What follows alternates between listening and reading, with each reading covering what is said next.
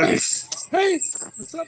Well, hey everybody, hello. Good afternoon. This is the Friday Let It Run happy hour. We're going to cover two races, stake race today and tomorrow.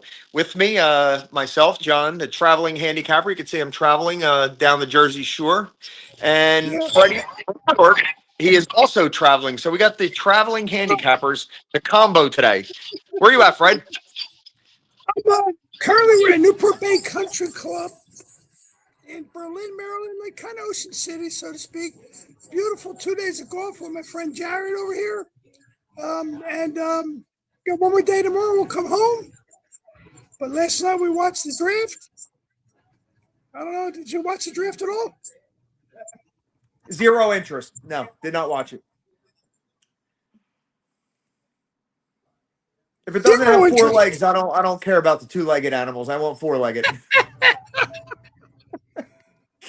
Okay. Well, John, let's get down to business. Let's talk about first our big Yeah. sponsors. Yep, right across the screen there, Brisnet.com, the Handicapper's Edge. Thank you for your support, our biggest, newest sponsor. And they got a great package starting right now. You could go purchase it for $29.99, the Ultimate Derby and Oaks handicapping package. All your needs, any number, prime power, early pace, late pace, selections. They're going to be updating that as we get closer. PPs get drawn, post positions get drawn tomorrow. So they'll be updated Oh, there. yeah. Check it out right now for $29.99 at Briz.com, the ultimate package for all your handicapping needs. And our local sponsors, we have Tom Dolan and Cases Pork Roll. Is he with you this weekend or no? Tommy is here. Yes, he is. All right. Thanks to our Today, sponsor. You can thank him in person for us.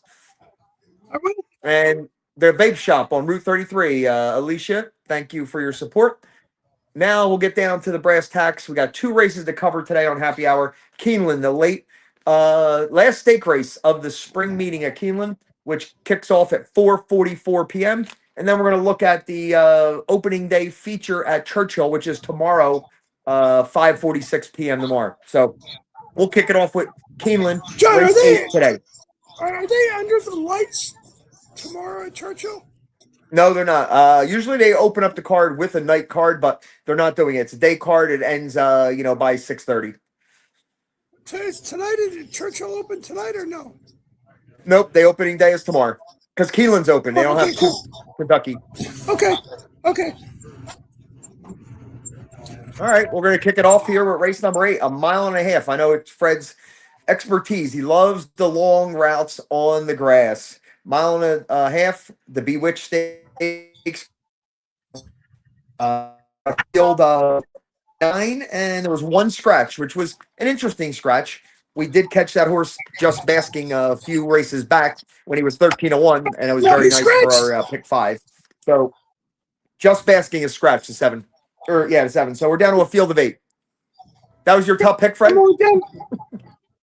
It's my top pick. It was heavy. There you go. It was Castellano's only mount.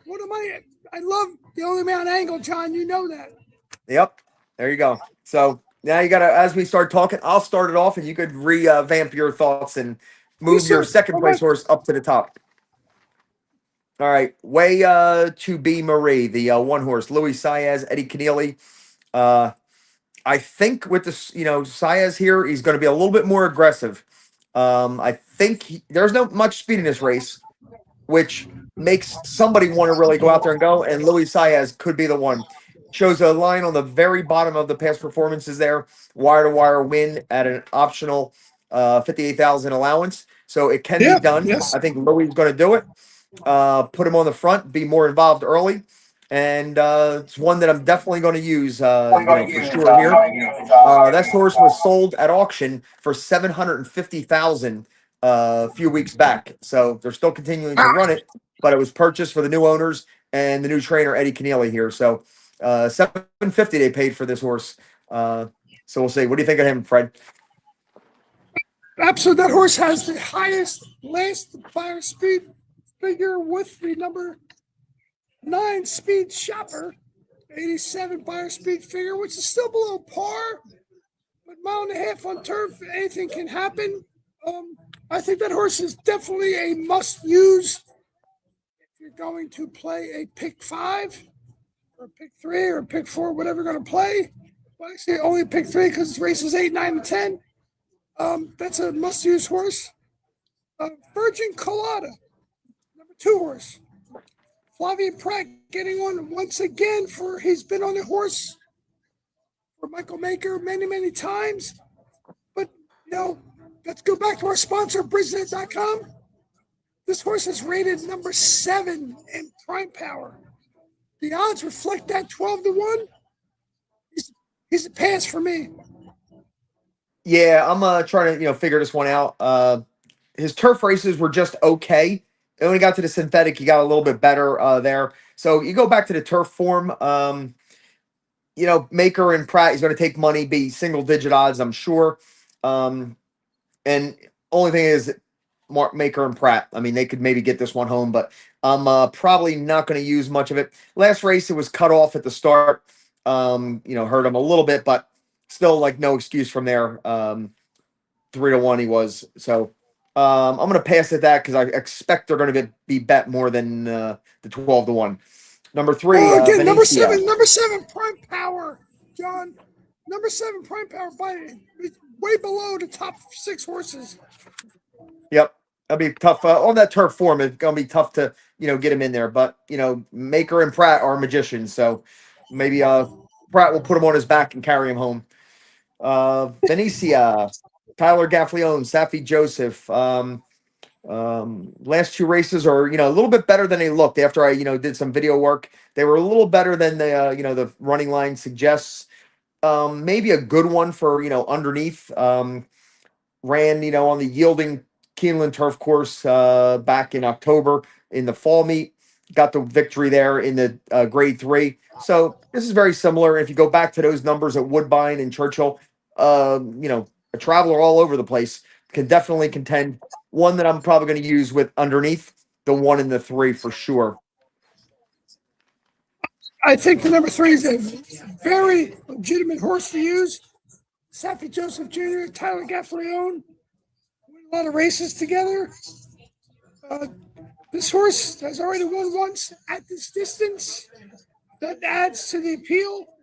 10-1 adds the appeal to me, again, as an under horse. Paired up 84 Beyer speed figures. Last 2 times out in grade 3 stakes races.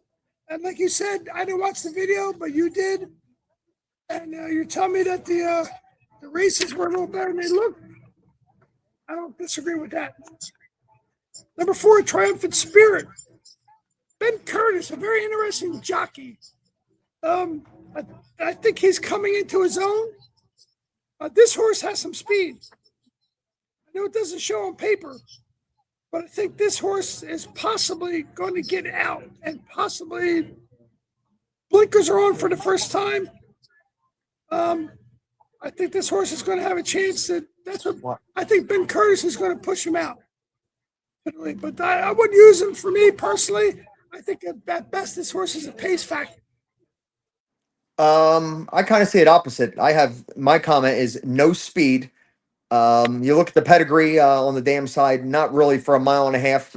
They're putting blinkers on to try to get a little bit more speed because he's been so far back and trailed every race. So I don't know where the speed's coming from, but he's trailed every race, closed at lower levels. It'd be a tough one for me to come up with here. Golden Sunshine, the 5.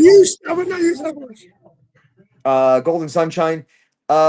He's been odds on, very low odds every single start of his life. 20-1. God, I mean, I'm probably going to throw it in somewhere underneath, but not on the win end against these moving up in class, big time step up. But Owen Hardy, he's not running in this spot without a chance. So I'm probably going to put underneath. He'd be one of my 3 underneath horses at crazy odds. 20-1. Last 6 races, this horse has finished second, first, third, second, first, third. So yes, you got to use this horse underneath. I think Torres is an underrated jockey. He's been on him when he won. Been on him when he's been third. That horse is, I think, is a must use in your exotic bets for sure, especially at 20-1 and a mile and a half turf race. Absolutely. This is my number one pick, the next horse. Now that the Just Basking is out, but the number 6 horse, this is Astor, ridden by Jose Ortiz, getting on him for the first time. I think that's got to be a big plus. The horse has won twice at this distance. The only horse I think that's won twice at this distance in the field. Plus, getting Jose Ortiz on for the first time for trainer Jonathan Thomas, who lots of percentages or pluses. Last race, out in Santa Anita, horse is an Invader from Santa Anita. Race at Keeneland back in 2024. Did okay there. It's a mile and a half turf race, the Dowager. I like this horse a lot, especially at 4-1. I don't think the odds are going to be 4-1 by the time the gates get to him. But Jose Ortiz, 26% turf racing. He's a 25% jockey overall, 26% on the turf. So I mean, this horse, 1, 2, 3, 4, 5, 6, 7. I mean, the horse, look at his lifetime statistics. 4-1. He should have been 8-5. All right, he's 7 out of his last 11. That's for sure, 7 of 11. But I guess we'll agree to disagree on this one because I'm tossing this one. Oh, good. I love it, John. Yeah, the California turf form coming over to the East Coast, you really got to be something special, And the last race is really kind of disappointing as the favorite. The only thing I could take away is the 1.25 miles was too sharp for this horse, and the gallop out was not good at all. So maybe tailing off a little bit. But those other 2 races, the last second back and third back, much the best. That nose and the neck don't indicate how much the best that horse was. So you could take it off those last 2, but the very last race has me, wondering and shipping from Santa Anita to the East Coast. Those turf horses just don't compete with the East Coast turf horses. So at the low odds, especially with Ortiz on it, they're going to just have to beat me. So moving on to disagree, John. Huh? What's that? Disagree. Yeah. Race. Agree. We agree to disagree. Let's see. Number 8, Literate, 7-2. Second choice because Brad Cox just about wins everything, that he puts out. Irad Ortiz. But the last race at 1-2 odds, absolutely no excuse at all in that 6-horse field. Now you're, moving back to the turf. 0-for-5 on the turf.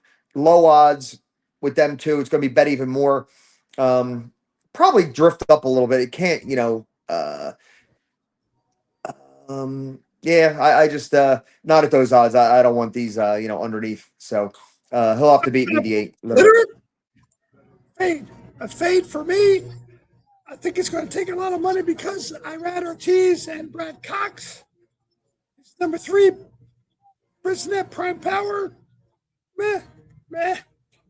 I don't know. Sure, like I said, last 4, 5, 6, 5 races have been on synthetic. Last time was on turf. Mile and a quarter, did nothing.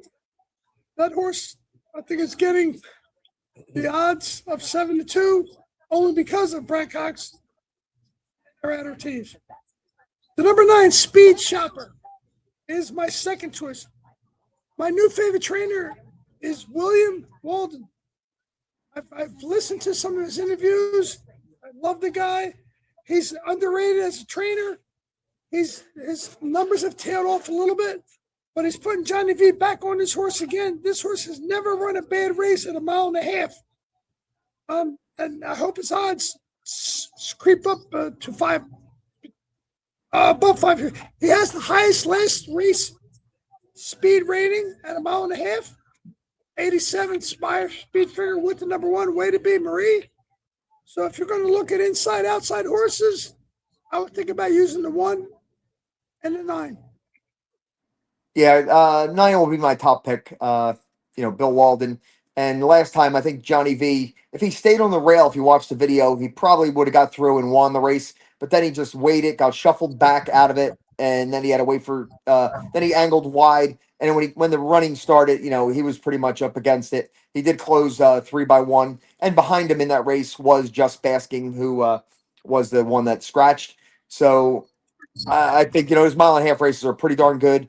Johnny V is not going to make that mistake again, and I think we'll get a good trip from the outside. Not tons of speed in here, so I think Johnny V can just shoot over, not use him that much from the 9 hole, get good stalking position, and make that run that he's patented to make with this horse. So I will play the 9 on top, and the 3 that I'm going to use underneath in the tries. I'm going to use the 1, 3, and my crazy bomb, the 5. So I'm going to play a try 9 over the 1, 3, 5, and I'll play a very small one, 1, 3, 5 over the 9 in the tries. Try to beat some of the favorites. Like it. I think the favorites are vulnerable in this race. John, I love Mount Half turf races, marathon turf races.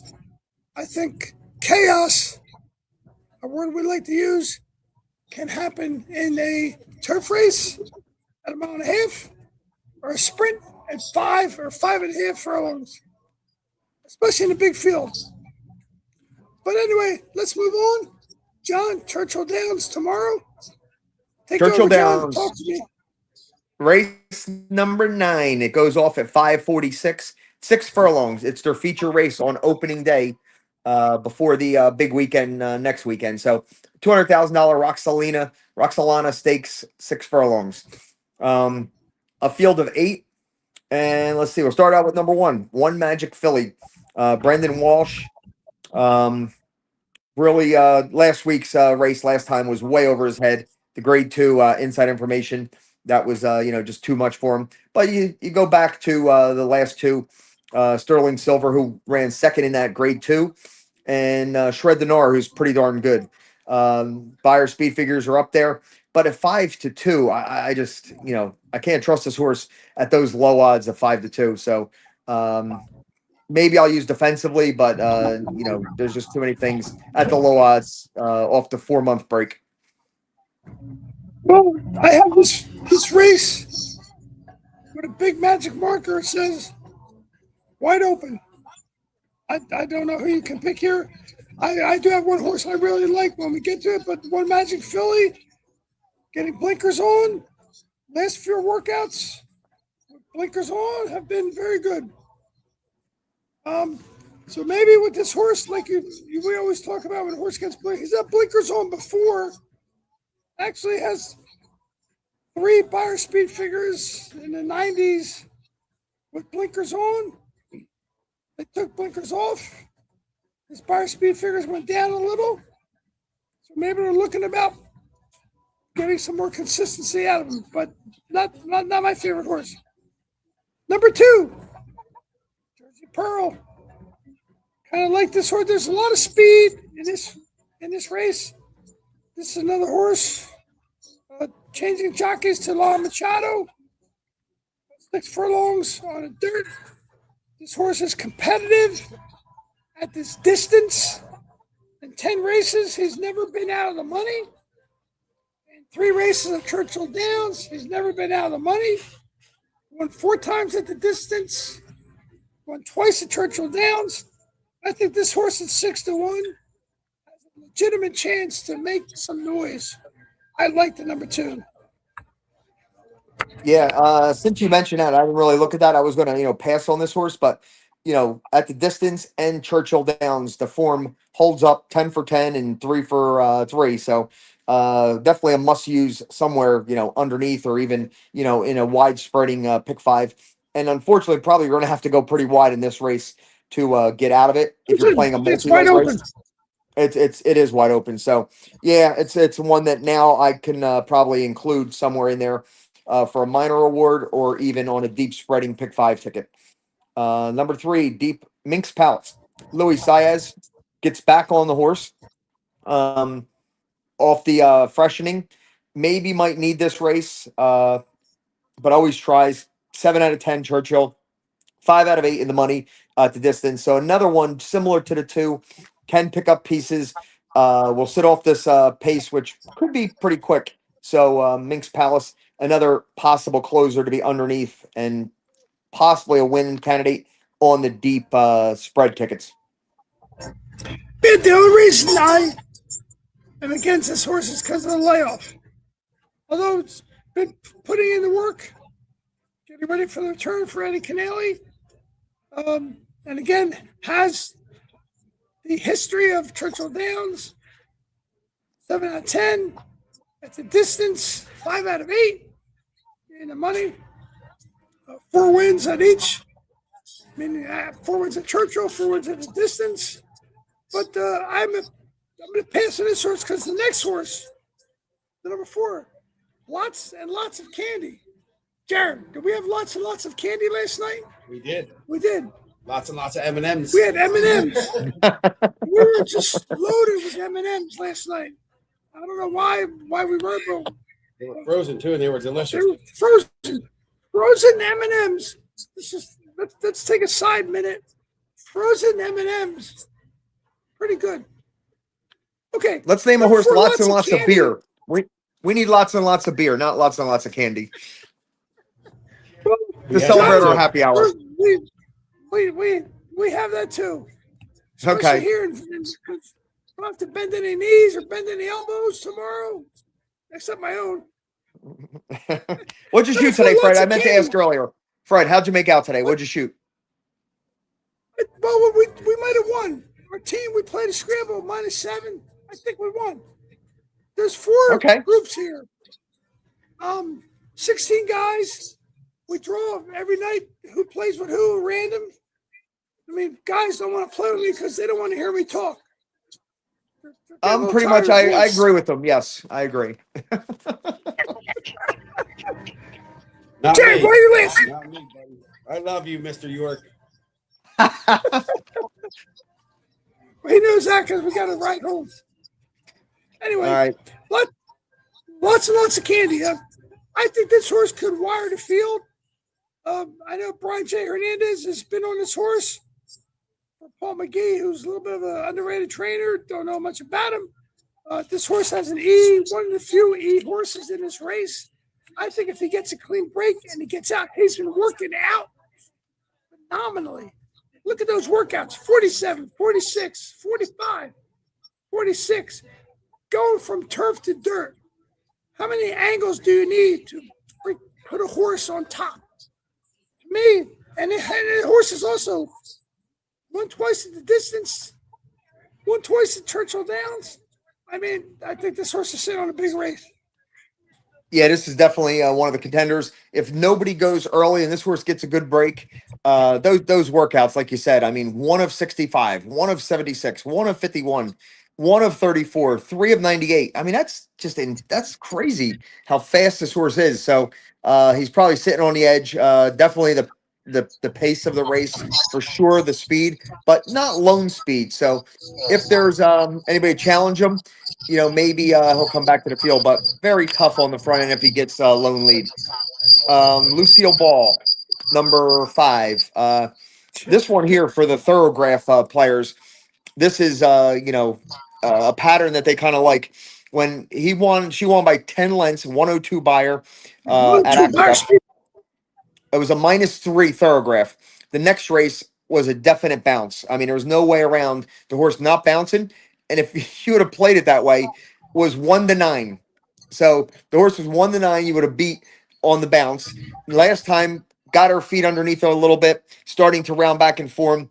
It takes a couple months for these horses after they run an all-time tops, like breaking a maiden, running a -3 on the Thoroughgraph, and then really a bounce, and then coming back into shape. So this one, if it could go back to the maiden race where sit second or third, at 15-1, will definitely be a long one on my tickets for sure.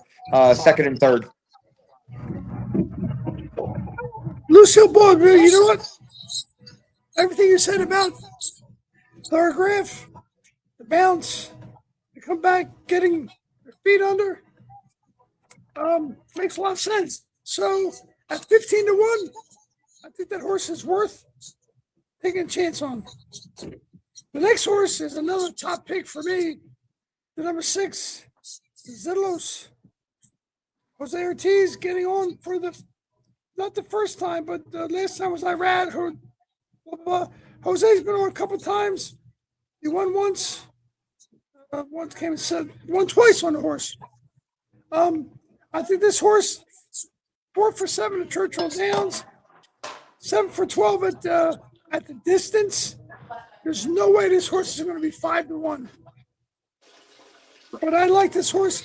Number 1 prime power. Also Jose Ortiz and Steve Asmussen winning a lot of horse races. That's my number 1 pick, the number 6. My number 1 as well. I agree. That is my top pick. 5-1. God, I would we love to agree. get- We agree. Finally, we agree. God, That Jared, don't happen take a often. But this is the first take a time. note, Jared. We agree. I'm actually We're videoing both this giving right out now, the just same so horse. You guys know that you agreed. Yeah, that's the funny part. All right, so Zelatos 5-1. Hopefully, we could get 5-1 on him. Jose is picking up for the mount from his brother. And who was his brother on here? Irad? Where's Irad at? Oh, Irad's on the Irad next one, the is 7 horse. Yes, So- 7. And let's see, why is that? Irad. Why is Irad rising for Jose D'Angelo? And then Irad's coming off this one, and now Jose Ortiz for the very. Oh no, he rode him before. He's got 3 starts with him, so maybe he wasn't available last time at Oaklawn. But ran into Hall and Ice, That who was strange. Hall and Ice has. I have no idea how many wins in a row. Maybe 16 out of the last 18 or something. Hall and Ice is an Arkansas bred Hall and that Ice is a dominates strong- Oaklawn Park. And that was the big race over there for coming out of the Breeders' Cup Philly Mare Sprint with Splendora. Little overmatched there for Zeltos for sure. But a lot of stuff going up. The setup should be there in this race. Second off the layoff. There's enough pace. Likes the distance. Likes Churchill Downs. Too many things to like. At 5-1, I'll take a shot with this one stalking instead of the 4, who's going to be very tough, getting the lone lead and wiring them. So hopefully they mix it up on the front and sets it up nicely for this 6 Zeltos for both of us. Bro's pick and JK's pick. So moving on to Irad Ortiz's mount for Jose D'Angelo. Second time off the layoff, shipping in from Tampa. Ran in that Hall and Ice as well. Ran in a Hall and Ice twice, you could see there. Ran second to Hall and Ice out of last 4. And at the one time that Hall and Ice got beat, was in that race. And this is the one that beat. This is the one that beat Hall and Ice. So gotta say something there to beat Hall and Ice. So definitely a player. Looks like it could sit off, and maybe the 6 and 7 come as a team and the brothers battle it out down the lane. If the 4 doesn't get that lone lead, but if the 4 is on an easy lone lead, we're going to be like just watching her, parade around the track. So, 7's one I could use underneath, but 6 would be, more for me. I agree. And also, just as a side thought, the number 7 Vincent Girl is number 5. Isn't that prime power? So probably going to get some money because Irad Ortiz is on the horse. But for me, that's a pass. I'm not going to bet. I'm not going to use that horse, the 7, at all. I like, number 8, Esternia. Joel Rosario has been giving horses horrible rides lately. Sorry, I like him. He's got the highest U.S. early pace figure in all the horses. I just think he's going to give him a horrible ride. I think it's 10-1 for a reason. I don't like this horse at all. Yeah, I don't. I can't make a case because it shows speed, and if it doesn't get the lead, which is not going to get the lead over the 4, but maybe she could pressure the 4 a little bit into submission where it could set it up for our 6. So definitely a pass for me and Rosario. Not a fan of his at this moment. So I would. I'm going to lean on the 6 horse. my crazy long shot, the 5 as a possibility, the 4 as a lone speed getaway. And then other than that, you got, horses like the 2, 3, and the 7 could pick up pieces underneath. But I'm going to lean on the 6 a lot and the 5, hopefully, as a crazy price. Well, John, like we always say, make sure to watch our show tomorrow at 12:30 after the scratches, because if one of these speed horses scratches, it could change everything. Yeah, for sure. I mean, this is the one you definitely want to get the scratches before you make a final pick on this race. Absolutely, because I think the race is wide open for a price.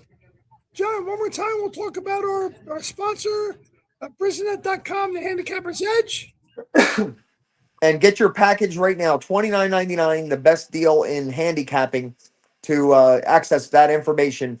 It's tons of reading, tons of studying material. Get it now, $29.99. They're going to update it through the week, and just valuable information from Briz.com. Visit the site, check it all out.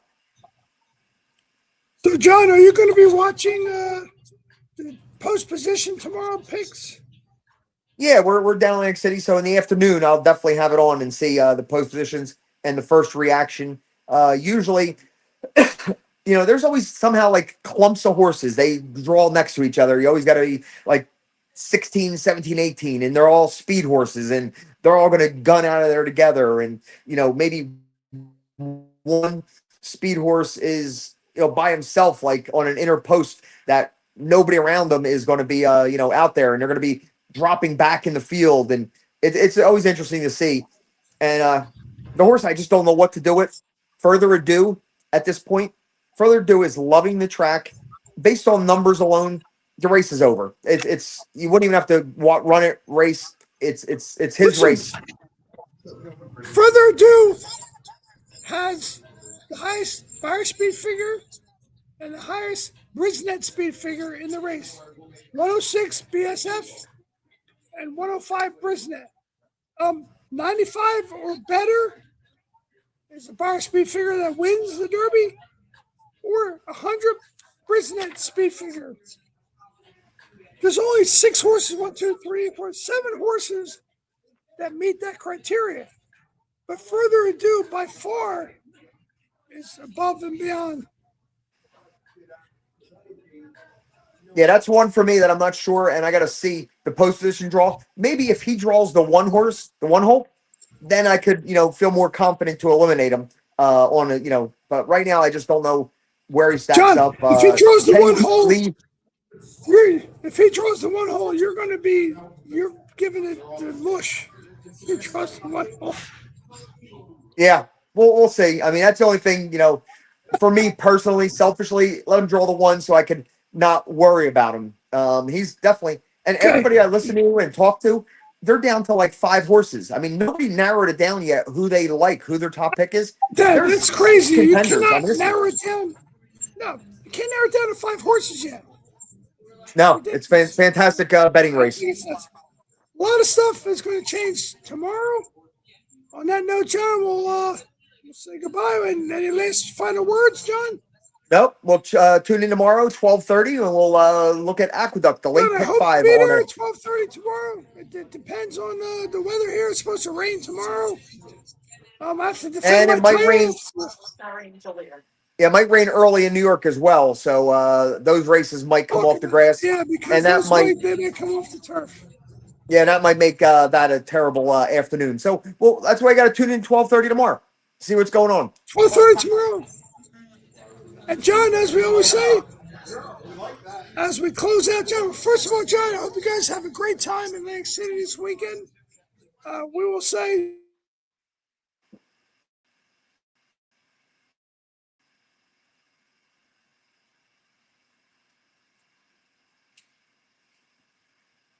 all right, everybody. I think Fred froze for a second, but that'll be it for today. And thanks for joining. And we will see you tomorrow at 12:30. Let them run, everybody.